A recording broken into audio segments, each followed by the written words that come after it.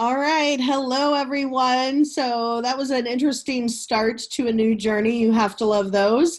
I tried to get on Facebook Live. It wasn't working, not the current version, not the new version, not any old version. So I'm on Zoom in a totally different version, a totally different way of doing this than what was expected. But you know what? That's where we are. And that's kind of me with technology anyway. But this time it wasn't my fault. I know there's something else going on. So I just wanted to welcome all of you today. Thank you so much. And I want to talk today about selling in times. I was going to say selling in challenging times, but the truth of the matter is selling in any kind of time really has a sense of familiarity to it, and it's basically the same. So whether we are in good times or challenging times, personally in your business, you might be in a slow time, you might be in a time where everything is just kind of coming in and your business is blowing up. Whatever is going on for you, you can sell in any time and you can do it confidently, comfortably, and with a completely clear conscience because there is no shame in selling. All right, so who am I? I am Jane Gary. I am known as the sales strategist for the non-sales person, and growth-oriented, committed business owners hire me so they stop the stress and get to the yes in their sales conversations or consultations. So if you want to hear less, I'll have to think about it, or I'd love to, but I don't have the money, and you want to hear more, yes, how do we get started and what are our next steps together, then you are in the right place. So today I want to talk to you about 3 key points when it comes to selling. Now, personally, I have always believed that selling is a noble profession. I'm going to tell you a little bit why in a minute, but I truly always saw selling and being a salesperson as something that was to be aspired to rather than something to be ashamed of. And I'm certain that I got this from my father. He is fortunately still around and alive, and he was and is my biggest sales mentor. He had a very successful company here in Cincinnati, Ohio, and I just always saw sales as something that looked really fun and could provide a great living and make a difference in people's lives. That's because that's how he always felt about his job as a salesperson, business owner. And by the way, if you're in business, you are in sales. So what that meant for me is when I was growing up, when I was in high school, I just always thought, I'm going to go into sales. I'm going to be a salesperson, which is exactly what I did. And my first job was at Tom McAn selling shoes. And I'm telling you all of this because I really want you to get an understanding of what a trajectory of a sales career can look like and how it's really showing up for me today and then therefore for you today. So back to the shoe store.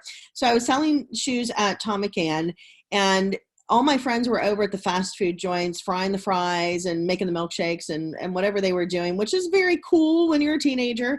But what I really discovered for me is that because I was on the minimum wage at the time, or base salary plus commission, I was making 3 times as much money as the rest of them, having just as much fun. And obviously I was living a little bit of a different lifestyle. Yes, 3 times minimum wage, really big deal back then, but it made a significant difference. And it was something I really enjoyed. And I was actually really proud of doing. So after that, and then after college, I actually worked for 2 different billion-dollar companies, worked my way up in the ranks with both of those, ended up being able to start and open the market in South Florida, where I was living at the time, for a Fortune 500 company, and then decided to go out on my own.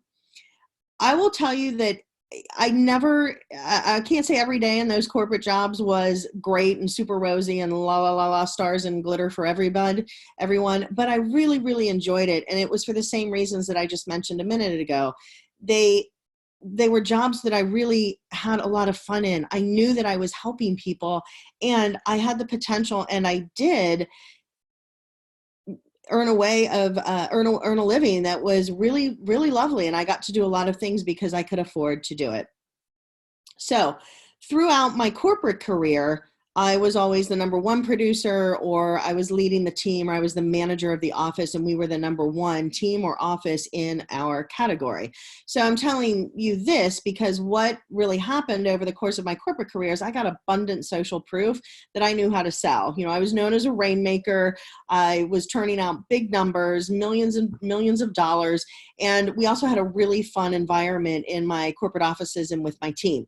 So when I went out on my own, I thought, wow, owning a business, I'm sure that it's going to be hard work, but I don't imagine it would be hard because the key thing to any business is generating revenue, otherwise known as selling stuff. And I thought, who better than me? I know that I can do this. I've got 2 decades of experience and abundant social proof that yes, this is something that I can do and do well. And it wasn't anything at all like I thought it would be. So when I went out on my own, it's kind of, you get behind the desk first day and you go, I'm off and running. And I was not off and running. I was barely even crawling. It was enormously challenging. And I was just so surprised at how much I struggled to get new clients. And how do you get new clients? It's because you are selling. So I went from confused to frustrated and then frankly kind of down in the dumps. And I started to wonder, you know what, maybe I'm not cut out for this. I don't know what's going on here, but the thing that I have been doing my entire life, generating revenue, developing a book of business, getting new clients, opening new accounts, selling my services, it is not happening. And if it is not happening, then I am going to go broke and I am not going to be able to be a business owner. I'm going to have to go back and get a job. And as you might imagine, that made me very, very sad. So after having a little bit of a freak out moment and then a little bit of a pity party for myself, I thought, well, okay, well, wait a minute. You know what? Corporations paid me to come in and train their sales teams. Corporations paid me to assess what was going on in a book of business, create selling strategies, and then follow through with those. Corporations paid me to be a motivating sales manager. Corporations paid me to produce. What if I hired myself? And that was really the turning point for me. I truly hired myself in as a sales trainer / consultant. And I sat down and I looked at everything through my lens of the sales trainer / consultant. And I was able to see where the problems were arising. That was the moment that I realized, number one, okay, I think I can turn this thing around and I think I can do this. And then number two, what I also realized was I cannot imagine the sheer panic, terror, frustration, depression other people are experiencing who want to own a business and they can't get this piece going.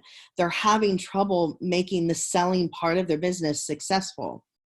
And then it was, I could have had a V8. I realized at that moment that if I was struggling and I was feeling this way, there were so many other business owners out there who were not going to be able to fulfill their dream of owning a business because they weren't going to be able to afford to do so. And the reason they weren't going to be able to afford to do so is because they didn't have clients. They didn't know how to sell. So I trained myself. I retrained myself. I sat down in many consulting sessions with myself, got everything under control, and really turned that thing around. And now today I'm happy to say that I've got an international clientele.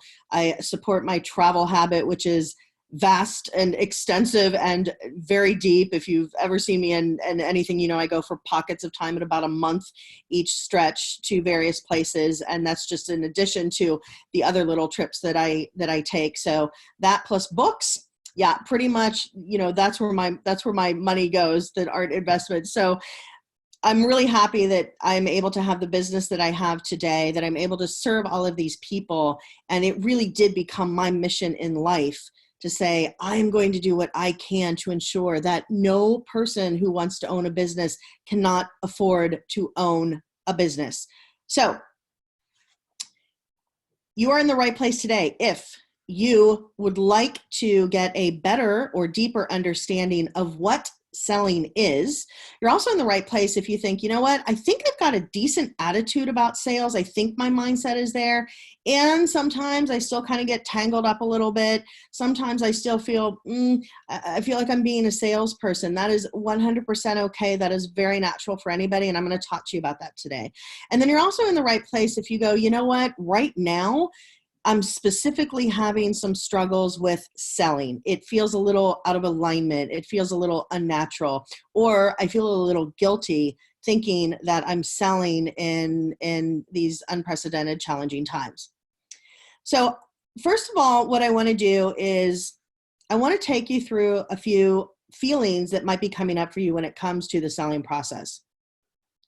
Sales can be intimidating, confusing, and anxiety producing in general. It just can. I have been a professional full-time salesperson my entire career, which is almost 30 years. Yes, I might have to put on glasses later so I can see, but suffice it to say, I have been doing this for a very, very long time. There are moments where I feel anxiety, where I feel the stress. It can be a really tough gig selling full time. And there is nothing like it when you really understand what it can do for you, what it can do for your family, and what it can do for your clients' lives. It is truly an opportunity to make a difference in somebody's life. So let's go back to some of the things that you might be experiencing when it comes to selling your business. Number one, you might have the fear of seeming like a salesperson, the old cliched salesperson.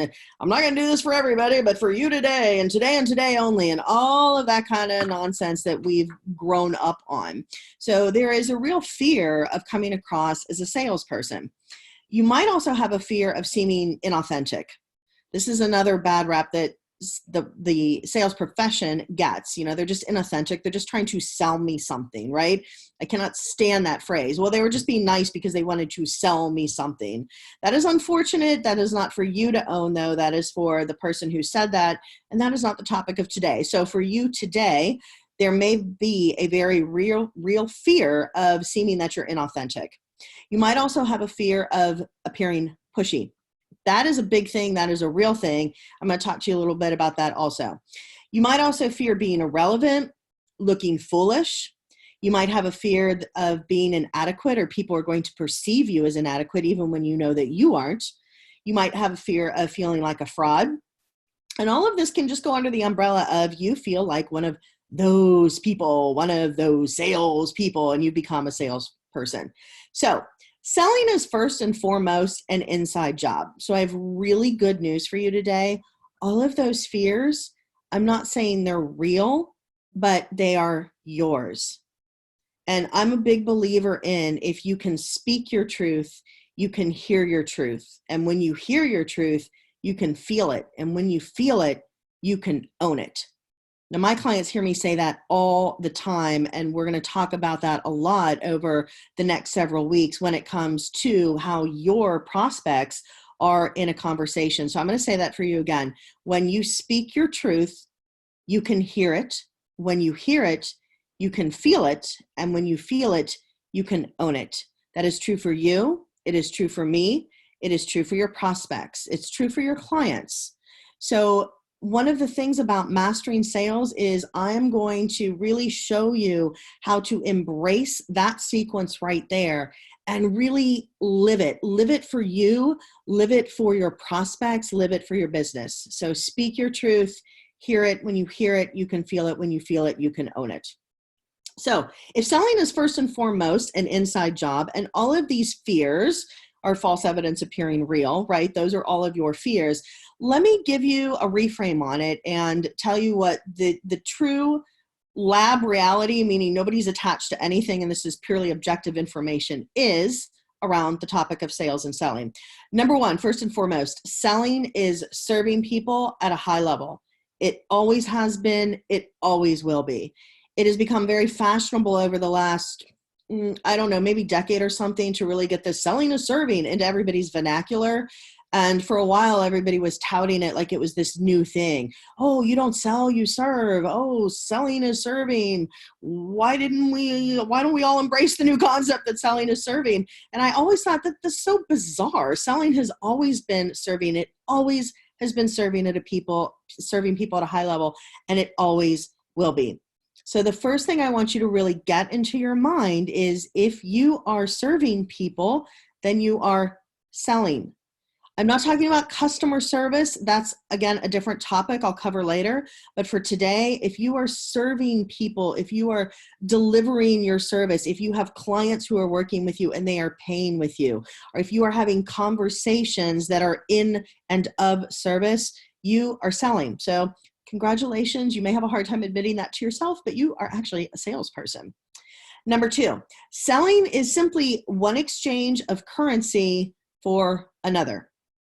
And I want to talk to you a little bit about this here for a minute, because currency is just, again, it's a neutral term. So loving to travel, I think it was last fall, I went to Nashville for like a conference convention kind of thing. And we went to this really cool restaurant. It had been around since the 1800s. And the menu had this whole story on it about how it got started and how at the time, the local townsfolk, they would come into this restaurant, and guess what they did back in the 1800s, when certainly eating out was kind of a novelty? They bartered. So if you walked into the restaurant and you wanted pancakes and you had grain, you had tallow, you had candles, whatever it was that you had, you would just exchange that for the pancakes. So think about this for a second. So there's no shame in selling. And if you think about that particular example, you pony on up to the bar, the restaurant, right? You order mama's home cooking. You don't pay for it, you barter it. You have a currency that the restaurant wants, and that is, again, your thing. Let's say it's candles in the 1800s. That would be a good thing to have. You have candles, and the restaurant has food for you. You exchange it. It's a barter. However, make no mistake, that's actually a sales transaction right there. In fact, the dictionary definition of selling is the exchange of one goods or service for another goods or service. So if it's a simple exchange, there's really no reason to get all fired up about, I'm asking people for money, I'm selling. No, you're not. You have a good or a service that somebody wants. They have a good or a service that you want, and you're simply going to swap it. Now, in today's world, as a business owner, the swap most of the time is going to be money. So the currency is going to be actual money, but it doesn't have to be. So this point, I really want you to hear me on this, is selling is just an exchange of one currency for another. You're not asking people for money. You're exchanging goods or services, and each of you want what the other has. Third point, selling is guiding people on a voyage of self-discovery so they can tell their truth and then make a decision from there. This is probably the opposite of this, is what gives selling and salespeople such a bad reputation. We have all become very accustomed and programmed to thinking in terms of salespeople pushing and shoving their stuff at you and telling you why it's the best thing on the planet. And they just come on top of you. It's like, they're just really telling you what they believe and what they think and why you should have it and why they're right and why you should listen to them.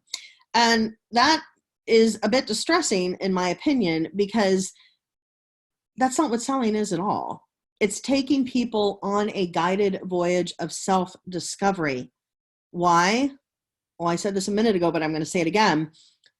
They go on a voyage of self-discovery so they can speak their truth, they can hear their truth, they can feel their truth, and then they can own it. When you own your truth, you have just completed a voyage of self-discovery. When you have completed a voyage of self-discovery, you can now make a decision. So here's the point to all three of those subpoints right there. Salespeople are masters at navigation and navigating conversations. Salespeople are masters at navigation and navigating conversations. That is really what fabulous, fantastic, amazingly great salespeople do. They do not have an agenda that they're trying to push on you. They do not want you to say yes at all costs, snatch the money, and run. What they are supremely interested in is helping you walk through your own voyage of self-discovery so you can own your truth and then make a decision from there. So let me recap all of that so you can get that again. So this is all under the umbrella of selling is first and foremost an inside job. And the reality of selling is serving people at a very high level. Selling is simply an exchange of one resource for another. And selling is guiding people on a voyage of self-discovery so they can tell their truth, own their truth, and make a decision from there. All right. So now that's kind of our framework and our setup for today. So what I'm going to do now is take you through 3 key points so we can do a little bit of a deeper dive into selling during, I just call it times at this point, right? Times, good times, challenging times, whatever. Selling during times. That's what we're going to do. 3 key points around that I want you to get for today. Number 1, and this one obviously has cropped up pretty prevalently over the last month or so. So I'm going to hit this one right on the head. We're going to address the elephant in the room. There is a big difference between being opportunistic and affording someone an opportunity. There's a big difference between being opportunistic and affording someone an opportunity. Opportunistic is when people are in a desert and there is no more water and you have the one stash of water and you jack the prices up and then you try to, you go out and you aggressively push it on everybody. That is being opportunistic. Affording someone an opportunity is, do I have something that other people want? Is it in alignment with what I would normally offer them? Do I believe that they need it? And am I operating out of emotional and price integrity? And by the way, that should always be the case. If that is not the case, if you are selling something you don't believe in, if you see people as paychecks, I say that a lot too. My clients hear me say it all the time. People are not paychecks. Do not treat them that way. If you're really operating out of that mindset, no judgment, and you need to call me now on the bat phone because we really need to have a serious conversation. And I am not joking about that. If that's really how you're operating in your business and you're thinking I do this because people are paychecks and I need the money, and I'm not saying you don't need money, you do. But if that is your main goal, like how can I get more money out of more people, then that needs to be adjusted, totally judgment-free. And I am not kidding you. Call me on the big hot red phone over here, like the lifeline phone of sales, because there needs to be some work done there.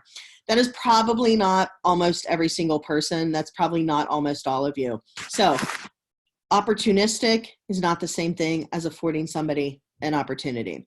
So let's use a really clean example, really clear. Clean's kind of a Freudian slip. Wait till I start talking about the example. Let's use a very clear example in these precise times. I'm going to talk about toilet paper. We are going to have a conversation about toilet paper right here, right now, and it has everything to do with selling. So, as we all know, securing toilet paper has become a daunting task, darn near close to mission impossible, right? I know I went on 7 online stores and a bunch of stores locally in person and nothing to show for it, and finally I did have some. So, toilet paper. Toilet paper right now is scarce. It is a rare commodity, starting to become less scarce, but that's where it has been for a while, right? So an opportunistic shop owner who normally keeps and sells toilet paper would look around and realize, I think I can really leverage this situation. I'm going to go ahead and remove half of my supply, tuck it in the back. I'm going to jack up the prices on the rest of these toilet paper packages. And then I'm going to frighten people into fearing that they're never going to have toilet paper. There's a lack of toilet paper and they have to buy now. They have to buy now today. And this is it. And you're limited. And go tell your friends it's today. And it's going to be worth the price because who knows if you can even get it tomorrow. That is somebody who is opportunistic. That's not who you are. That's not who I am. So I want to really show you the juxtaposition here between being opportunistic and affording somebody an opportunity. So let's use the same example of toilet paper. You're a shop owner. You have toilet paper. It's part of your stock. It comes in, and now you proactively go and let people know that you have toilet paper. You make phone calls. You run ads. You ask for referrals. You are telling people, hey, toilet paper is in my store. It's here. It is available. You get to choose what you would like to do. That is a business owner who has the mentality and the understanding of there is a cause here to afford somebody an opportunity. If you hate selling toilet paper and you do not believe in toilet paper and it doesn't feel right to you to sell toilet paper, then you are out of alignment. And guess what? You do not sell the toilet paper. But let's be really clear that there's the opportunistic shop owner who's taking advantage of the situation, who never really cared that much about selling toilet paper until the time dictated that it was going to be this loot haul, right?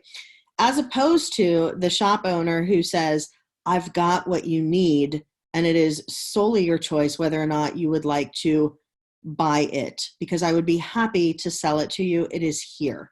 There's an opportunity to get what you want or need. So that is point number one for today. There's a big difference between being opportunistic and affording someone an opportunity. And again, it's got to feel right. It's got to be something that you would sell anyway. You are in integrity. You are in alignment with it. All right. Point number two. You need to give people the opportunity to decide if they want and need your services for themselves.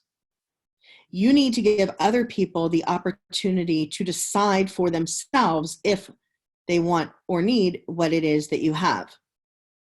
So let's go back to our example about toilet paper. Now, that example, what I can imagine all of you are thinking at this point is kind of, well, it's toilet paper. We need toilet paper. It's a need. I wouldn't feel wrong selling toilet paper. But Jane, you don't understand. I sell something that people don't really need. It's a luxury and nobody's spending money and everybody's scared and everybody's shut down. And it just feels really wrong for me to talk about or offer my good or services because it's just not a necessity and I feel guilty. Okay. So judgment-free zone, right? Okay, I hear you. That's fine. Don't feel bad about it. But let me presence it in a different way for you. So we had toilet paper over here that's a need. And I'm going to talk to you now about tango lessons. What's up with the tango lessons? Let me tell you. So as I mentioned earlier, I really, really love to travel, and I have a trip planned for this November to go down to Buenos Aires, and I really want to take tango lessons. I want to take tango lessons while I'm there, but I do not want to look like I just crawled up on my Bambi legs and have no idea what I'm doing. So I want to take tango lessons here. So when I arrive down in Buenos Aires, I look like I'm not completely clueless. So tango lessons here. Well, guess what? I can't go anywhere for tango lessons. Everything's closed. I'm really not leaving my house unless I have to go get food or toilet paper. So tango lessons. Well, here's the deal with me. You know what I need during tough times is I have a real need to be able to look forward. If I can't look forward and look into the future and there is something there that is exciting to me, I will get very depressed and I will shut down very quickly. If I feel like this is my world and this is what my world is going to be for the foreseeable future, and I can't even imagine or dream what might be on the other side of a challenging time or situation, it's not good. I go to just really sad places, and then I'm not of service to anybody, including myself. So what do I need during this time? I need physical movement. I can't do my swims. I usually swim 3 to 4 times a week. Not an option right now. So I need physical movement. I desperately need something that's fun. If I'm not having fun every single day of my life, just even if it's a little bit, it's just, no, I have to have fun. Fun is a very core value of mine. I have to be able to dream and put this kind of like pin on the bulletin board of here's where I'm going next. Here's my next trip. So these are all very important to me. So tango lessons, I could get what I need. It's physical movement. I could have fun with it. It's making me think about the future. It's enjoyable to me. And it's getting my head into a place where that I can live there. So are tango lessons a need? Well, of course not. Is it a practical investment? Probably most people would say, kind of maybe, just sort of depends. Is it a practical investment right now? Not really. I mean, on paper, no. I don't know that my financial advisor, stamp of approval, Jane. This looks like a good investment. This looks like a good purchase, right? Am I going to do it? Yeah, I am. In fact, I even had new tap shoes just arrive the other day. So I need to be able to dance. I need to be able to literally physically dance in this moment. So imagine if you were a dance instructor and you were saying to yourself, I can't sell dance lessons. That would just be wrong. There are a lot of horrible things going on right now. And there are. I'm not saying they're not, and I'm not negating them. But I can't sell dance lessons. That's offensive. What happens in that moment is you are actually being somebody else's judge, and you are making the decision that what you have isn't a need or a want to them. I can assure you, I'm going to be a better human being, a better business person, a better sister, a better daughter, a better friend, if I'm happy. And how am I going to get happy? If I'm dancing and looking forward and dreaming about the next place that I can go, which is essentially just having hope, I'm going to be in a much better position to serve people and to do my work in the world. So if you're a dance owner, you're telling me I can't have what I need in this time to keep myself moving forward. Don't do that. Please do not do that. Please hear me on this. Really, none of us has the right to decide for somebody else what they need or want. So I like to explain it like this. Do not get in other people's way of accomplishing their dreams because you are in your own way and thinking you shouldn't make that available to them. So that's point number 2. Give other people the opportunity to decide for themselves whether they want or need what you have. You are just open to the possibilities. You have it, and it is available. Your offer still stands. All right. Point number 3. In the absence of leadership, someone will step in to fill it. In the absence of leadership, someone will step in to fill it. This is really big right now. In fact, I think this is really one of the key tenets of what's happening in all of our lives right now on the planet. The world is in need of leadership. It could be you, and if you don't want it to be you, that is also okay. But here's the thing I want you to know. If you don't step up, someone else will. I take this very seriously. I am in the business of selling sales. I mean, how wacky is that? Talk about getting a reputation for being a salesperson. I am in the business of selling sales, of selling, the business of selling. I know how I run my business. I know the work that I do with people. I know my heart. I know my integrity. I know that it is intact.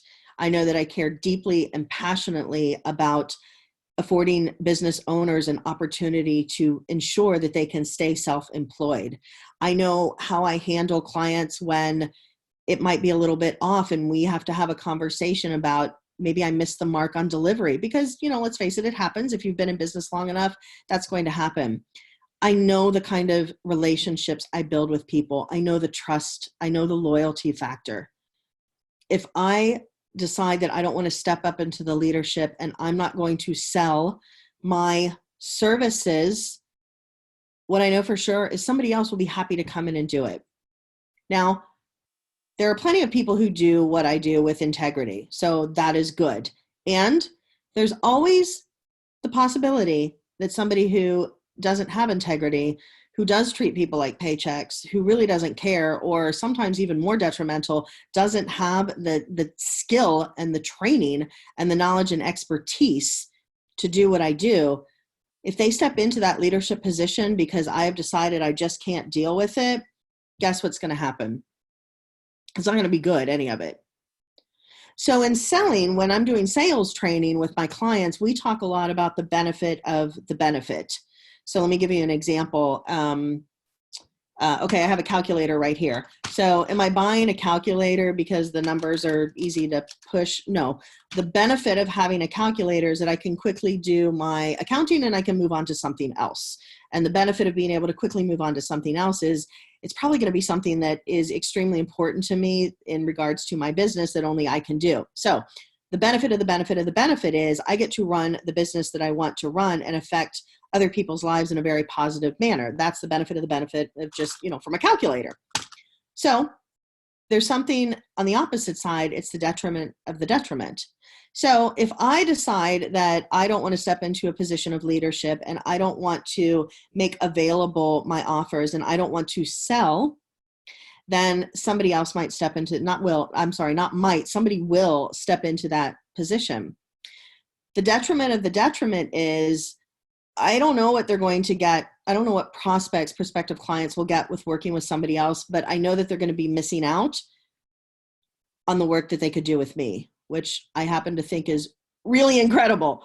So the detriment of the detriment is they're not going to get the kind of service and the kind of training and education that they could get with me. Even if they go with somebody good, it's just going to be different. My ideal clients, they've had plenty of sales training. They prefer me. They're my ideal clients. And you have an X factor as well. So they're not going to get, in my opinion, the sales training and education and support that they really need to take their businesses to where they want them to go. The detriment of that is their businesses are going to suffer. They're going to flounder. They're not going to be able to provide the services that they do. Maybe you're a yoga teacher and you're selling yoga lessons as an example. Well, we know that yoga has great benefits for your mind and your body, and health benefits that are really great. So now imagine that this yoga teacher can't get the clients that she wants and needs. She's not helping people. And why? It's kind of my fault, because I decided I wasn't going to step up. I wasn't going to sell. It didn't feel good. I felt guilty, whatever the situation is. And now she can't go do what she needs to do. Let's take it one step further. The people that she serves now, they are not mentally on their game. They are struggling. They're starting to come up with some health issues. They're not as healthy as they could be. So those people are now affected, and out it goes. So everything we do has a ripple effect. When you decide to take action, it has a ripple effect. When you decide to take inaction or stay inactive, that also has a ripple effect.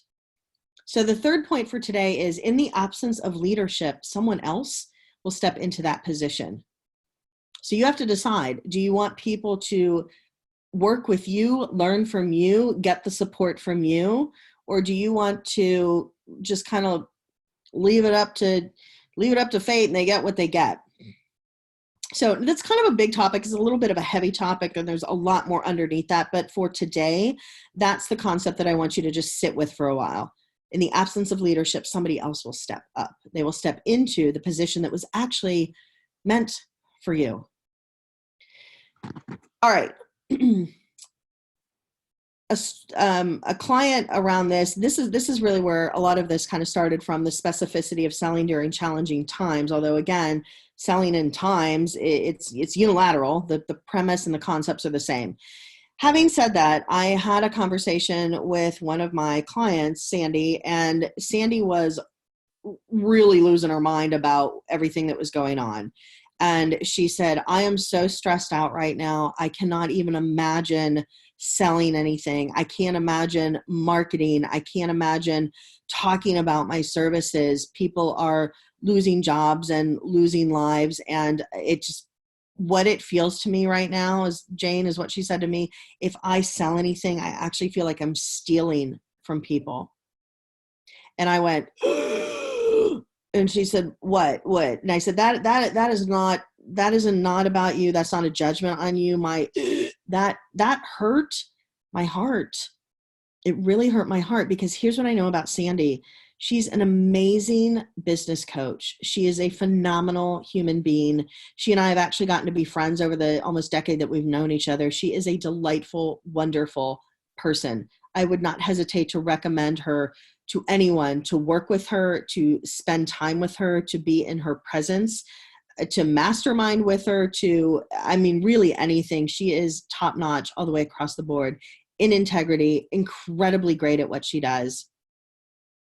And she was making a conscious decision to not put that out there because she was feeling guilt around it.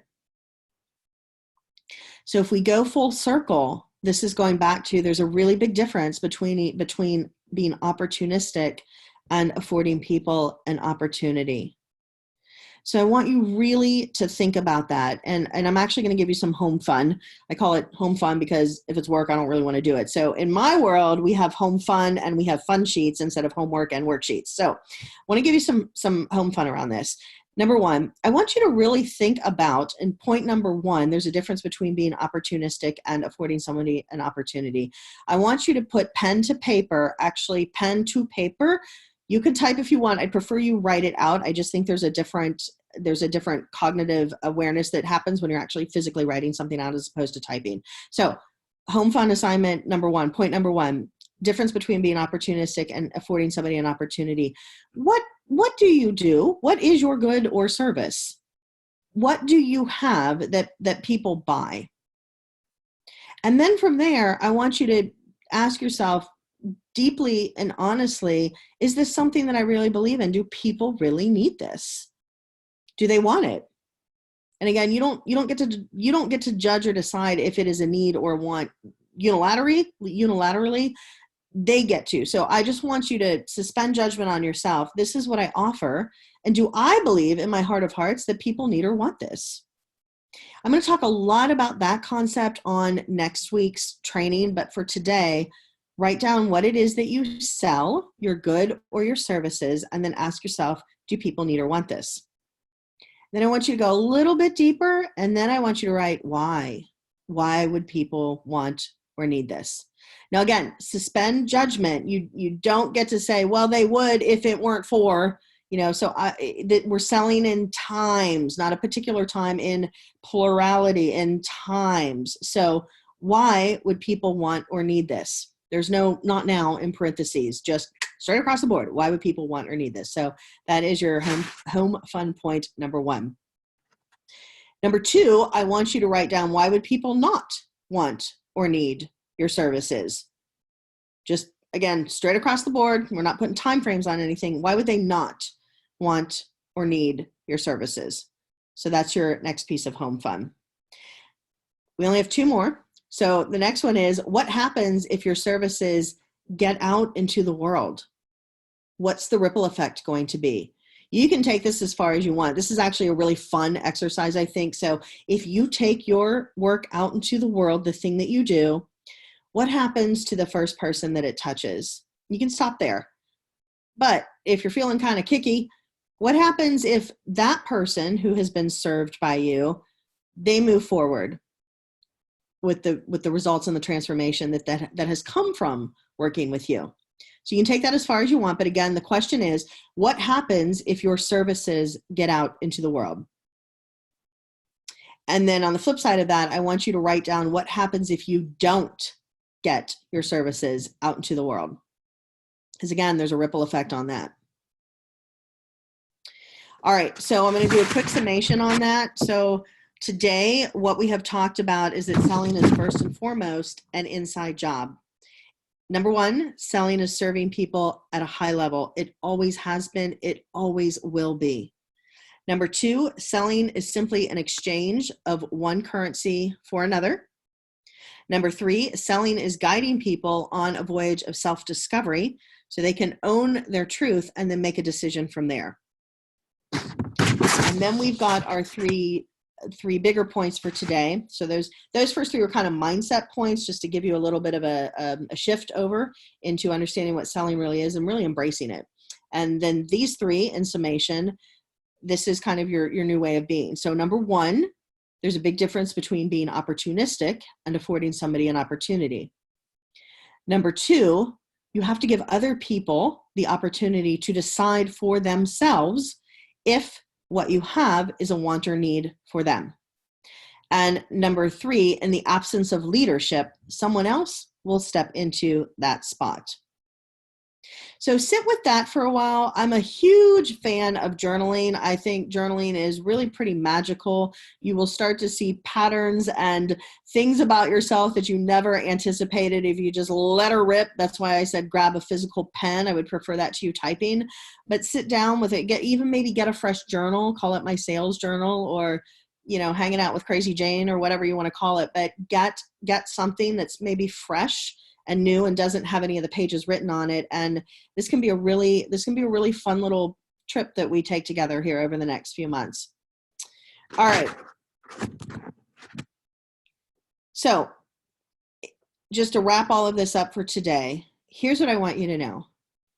When you really understand what selling is and what selling is not, you will never again dread seeing a sales conversation on your calendar. You will never get the butterflies in the stomach, the pit, the sinking feeling in your stomach. Oh no, I really need to sell something and I'm going to have to talk to this person about it. You will not have that feeling anymore. You also won't have this kind of panicked, manic, I'm going to talk to this person and I'm going to close them. I'm getting ready. Like I'm going to do all my inner work and here I go. I'm going to close this. I'm going to close this. I'm going to get the credit card. It's a one-time close. You won't have any of that kind of frenetic activity going on because you're going to see what a sales conversation is in an entirely different light. And I'm going to leave you with this because this is actually my brand promise.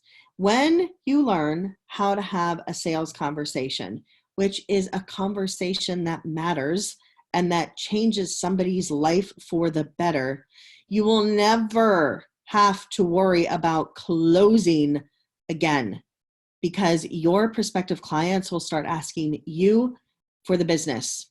In other words, they will close themselves. That is my brand promise to you.